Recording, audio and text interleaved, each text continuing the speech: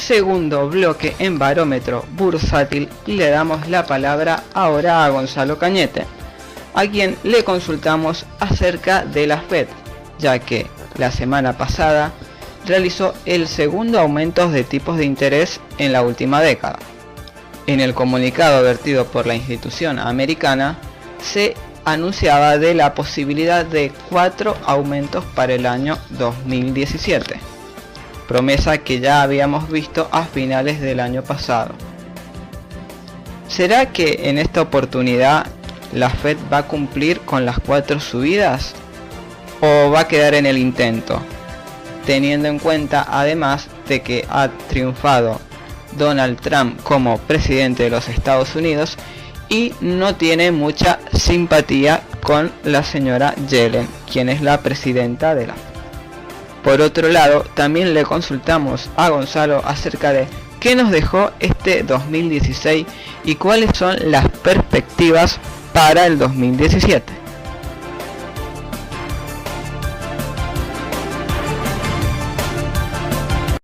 Respecto a por qué la Reserva Federal ha pospuesto tantas veces la subida de tipos, hay varias cuestiones. Primero, manifiesta una división interna, y eso ya se ha discutido. Cuando recuerdo uno de los últimos discursos dados durante este último trimestre de 2016, en septiembre, veíamos contradicciones entre el discurso que estaba haciendo la presidenta de la Reserva Federal, Yellen, y el discurso que tenían que matizar después de ella Fitzer. Luego veíamos que ese discurso dovish o halcones y palomas, como diríamos traducido al castellano, se ha manifestado en más de una ocasión. Hemos sufrido desde septiembre, durante un mes y medio, vimos un cruce de declaraciones por parte de miembros de la Reserva Federal que eran realmente contradictorias. Pero incluso antes que eso, las dudas que se tenían a la hora de llevar la subida de tipos, presiones del propio FMI diciendo que quizá convenía posponerlas por la delicadeza que tendría el mercado y la economía global, etcétera, etcétera. Luego hemos visto un mundo que estaba temeroso de que Estados Unidos iniciase subida de tipos. Y es normal también porque estamos, no hay que olvidarlo, en los récords históricos de deuda. Y la subida de tipos no es otra cosa que encarecer el coste del crédito. Y puesto que estamos en tiempos de récord histórico de deuda, encarecer los costes de crédito implica encarecer los costes de las deudas. Y para que los que nos escuchen nos entiendan en qué reside esa crisis, lo que llaman Crexit, el fenómeno exit del crédito, sería sencillamente por el síndrome que se produce cuando alguien recibe prestados 100 euros y debe devolver 102, por ejemplo, y su crecimiento, digamos, anual de esos 100 euros no llega a 1 euro. ¿De dónde va a sacar el resto del dinero para devolver el crédito? Eso es lo que conocemos como el efecto de empobrecimiento que se puede derivar de ese récord de deuda. Las naciones endeudadas, que son las occidentales, no están generando un crecimiento lo suficientemente amplio para cubrir los intereses de la deuda en la que han incurrido para poder desarrollarse. Ese es el principal problema occidente y por eso el concepto de por qué no subir los tipos de interés y posponerlos. Luego, eso es lo que está en esencia en el corazón de ese debate sobre subidas sí o subidas no. Independientemente de eso, lo que vemos ahora es que el discurso es radicalmente directo en lo que se refiere a la política exterior y a la política comercial y económica de Estados Unidos. Una revolución fiscal que sin duda alguna presume con que va a poder ser capaz de estabilizar los números en Estados Unidos y generar una nueva, pues algo así como una nueva época dorada del capitalismo en Estados Unidos, que es lo que promete mediante el proteccionismo, que también implicará riesgos a nivel estructural, a nivel de la economía mundial, implicará riesgos para el comercio internacional, implicará una serie de medidas como se advierten, pero desde luego ahora lo que está dando al mercado es una increíble motivación positiva que está haciendo que el dólar se fortalezca y que está haciendo que el programa vaya adelante con un escenario bastante positivo, porque si a la mayor economía del mundo le va bien, entendemos que al resto de las economías les va bien también porque tira de ellas. Siempre y cuando abunda la inversión y el crecimiento económico en Estados Unidos, tendemos a pensar que entonces habrá inversión en el resto del mundo, o al menos en los países socios de Estados Unidos, que son los que están pasando por las peores crisis ahora mismo desde Europa. Luego, este es el objetivo principal. ¿Cumplirá la Reserva Federal con las subidas de 2017? Bueno, ahí queda pendiente una cuestión.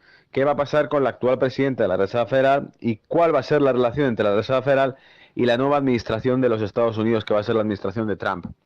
Cuando sepamos qué es lo que va a pasar con esto, sabremos un poco cuál va a ser el guión. Pero todo apunta a que con Yellen o con otra persona al frente de la Reserva Federal va a ser dura, va a ser halcón, va a tener subidas de tipos y va a ir cumpliendo con ese guión. Porque los patrones gráficos incluso así nos muestran un dólar que se va a fortalecer y mucho. De momento está mostrando la punta de un iceberg. Si seguimos así y se lleva a cabo lo que ha prometido Trump, lo que veremos es una economía americana que se vuelve dura, muy competitiva, agresiva y que genera crecimiento.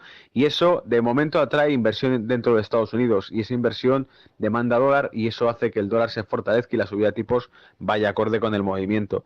Luego, de momento, las cosas parece que están bastante claras.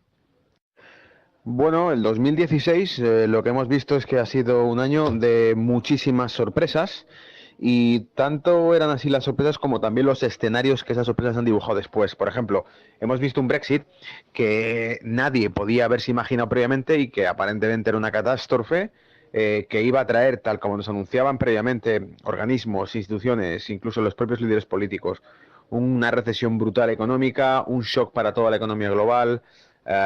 Hablaban incluso de terrorismo, de guerra mundial. Y no es un decir, eran literalmente expresiones que se refirieron tanto el FMI como el primer ministro británico como la OTAN cuando hablaban de un posible Brexit. Llegó el Brexit, el mercado lo recibió por sorpresa porque nadie lo había podido imaginar y sin embargo después el mercado tardó en recuperarse muy poco. Fue igual de sorprendente el resultado del Brexit, en mi opinión, como la recuperación que dio el mercado tras el Brexit. Después también ha llegado la victoria de Trump, nadie lo podía suponer y ocurrió. Ese escenario que también se preveía como un escenario desastroso, resulta que está trayendo la mayor de las sorpresas al mercado. Reacciona de una manera mucho más positiva de lo que habríamos sido capaces de predecir en un principio. Luego creo que esa es la moraleja del 2016. Por cierto, creo que es el año en el que fundamentalmente hay que hablar de los suelos tocados por el petróleo y de la libra en mínimos de más de 30 años. Esas son las dos características que nos trae el 2016, con un final espectacular, un dramatismo espectacular, que es ese final de película que nadie se habría imaginado, en el que el malo era el bueno, o algo parecido, que es sencillamente que el catastrófico Donald Trump, que iba a ser una chapuza, resulta que aparece en la escena y que el mercado lo recibe con unas subidas fortísimas y con un fortalecimiento del dólar espectacular. Luego esas son las moralejas que podemos ver para este año. Perspectivas para el 2017. Yo creo que veremos un año en el que la renta variable americana tiene soportes bien sólidos por detrás. Un dólar que, insisto, ha dejado atrás unas zonas de dudas y se ha iniciado un proceso de fortalecimiento significativo que creo que irá acompañado de las subidas de tipos esta vez sí. Quizá señalar también cuidado y precaución con posibles decepciones si el programa económico de Trump se sale del guión que está establecido, que sin duda vendrán esas sorpresas. Pero a priori, de momento, un escenario bastante positivo. La renta variable europea, en la misma línea, un Banco Central Europeo que hará un euro barato y una Reserva Federal que seguirá haciendo el dólar caro, nos pondrá una renta variable europea bastante rebajada. Por lo tanto, lo normal sería, desde un punto de vista de análisis fundamental, la entrada de dinero en Europa, la superación de máximos o de resistencias pendientes, mientras que la renta variable americana, la prioridad, la locomotora, el objetivo para invertir en mercados fuertes. Esa es la visión de 2017. Especial hincapié, la recuperación del crudo que parece que se aproxima y que sin duda alguna catapultará al sector energético y con ello también a la banca hacia nuevas subidas fuertes, máximos, ¿de acuerdo? Esa es la visión un poco tanto del cierre de 2016 como la previsión de 2017.